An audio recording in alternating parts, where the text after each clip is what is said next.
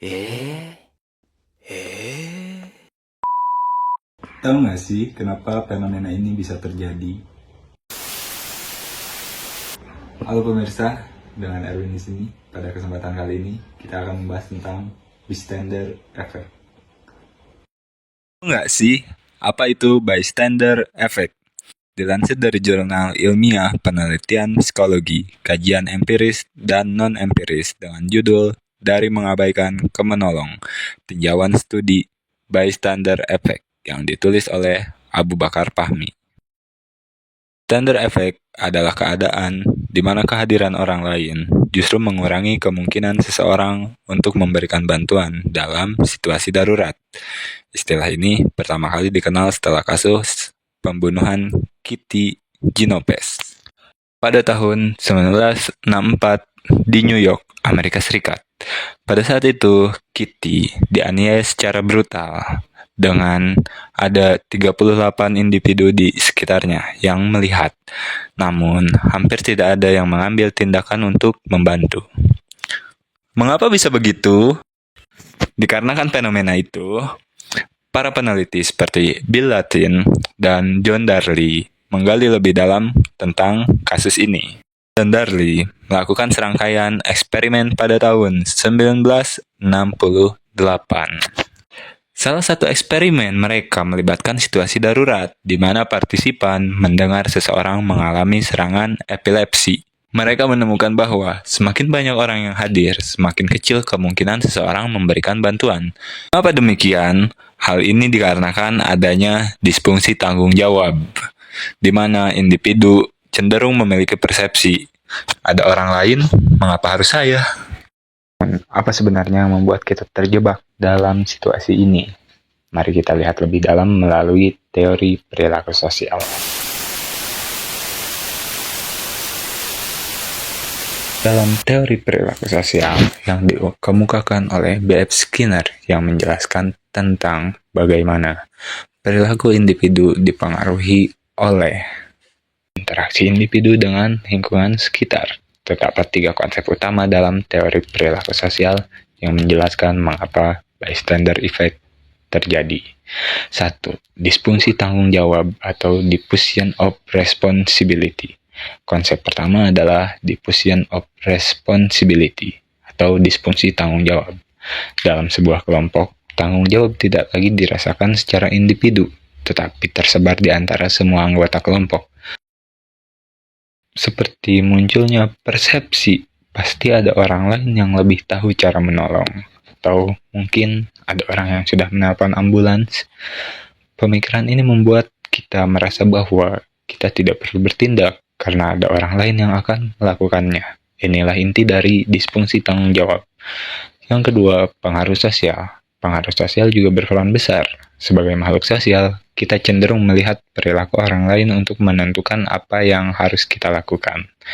Dalam situasi darurat, jika orang-orang di sekitar terlihat tenang atau pasif, kita mungkin menganggap bahwa situasi tersebut bukanlah hal darurat.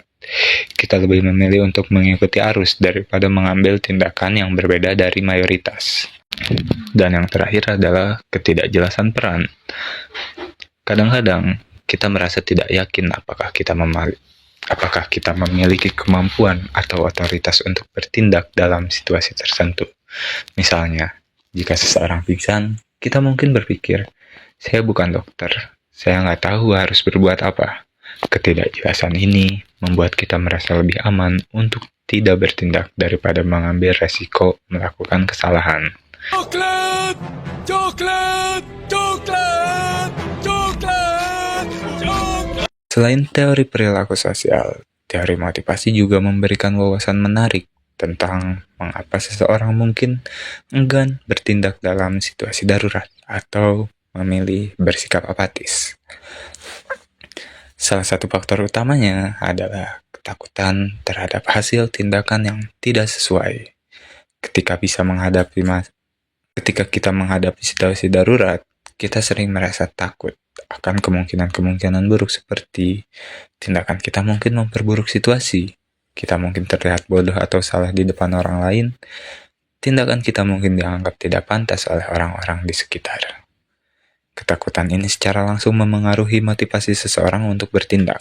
Dalam situasi seperti ini, kita lebih memilih untuk bermain aman dengan tidak bertindak sama sekali daripada mengambil risiko terlihat salah atau gagal. Teori motivasi juga menjelaskan bahwa kita seringkali mempertimbangkan reward atau penghargaan sosial sebelum bertindak. Jika kita merasa bahwa bantuan kita tidak akan dihargai atau bahkan mungkin diabaikan, motivasi untuk bertindak pun semakin kecil. Bystander effect bukan hanya konsep teori, tetapi memiliki dampak nyata di masyarakat.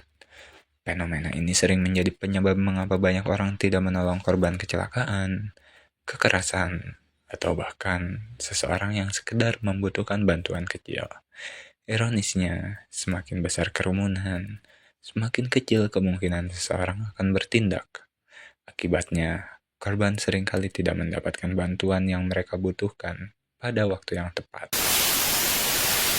Setelah memahami mengapa bystander effect terjadi, mari kita lihat bagaimana cara mengatasinya. Yang pertama adalah dengan cara mengenali fenomenanya. Menyadari bahwa fenomena ini ada dan bisa memengaruhi keputusan kita. Dengan pemahaman ini, kita dapat lebih sadar untuk mengambil tindakan. Yang kedua adalah dengan mengambil tanggung jawab. Jika kita menyaksikan situasi darurat, jangan hanya menunggu orang lain bertindak. Jadilah yang pertama melangkah, meskipun itu hanya tindakan kecil, seperti memanggil bantuan. Selanjutnya adalah spesifik dalam meminta bantuan. Jika kita membutuhkan bantuan orang lain, tunjuk seseorang secara spesifik dan beri mereka tugas yang jelas. Misalnya, Anda yang memakai baju merah, tolong hubungi ambulans. Hal ini menghilangkan kebingungan peran dan memastikan tanggung jawab diterima secara individu. Dan yang terakhir adalah hilangkan ketakutan akan salah. Ingatlah bahwa seringkali tindakan kecil lebih baik daripada tidak bertindak sama sekali. Bahkan jika kita tidak sempurna, niat untuk membantu tetaplah berharga. Kesalahan itu wajar, namanya juga manusia, bukan nabi, boy. Masukin itu sih fix. Oh, ini wadah ini susah tapi Ini terakhir. Bystander effect mengajarkan kita betapa kompleksnya perilaku manusia dalam berkelompok. Dengan memahami teori perilaku sosial dan teori motivasi, kita harusnya bisa lebih sadar dan proaktif dalam situasi yang membutuhkan bantuan. Terima kasih telah mendengarkan podcast Coklat, coklat, coklat. Jika kamu punya pengalaman atau pertanyaan seputar fenomena ini, jangan ragu untuk berbagi di media sosial atau email saya. Sampai jumpa di episode berikutnya. kayak Nadia Umara. Dan ingatlah, suatu tindakan kecil Anda bisa membawa perubahan besar. Warrior Dutch Foundation.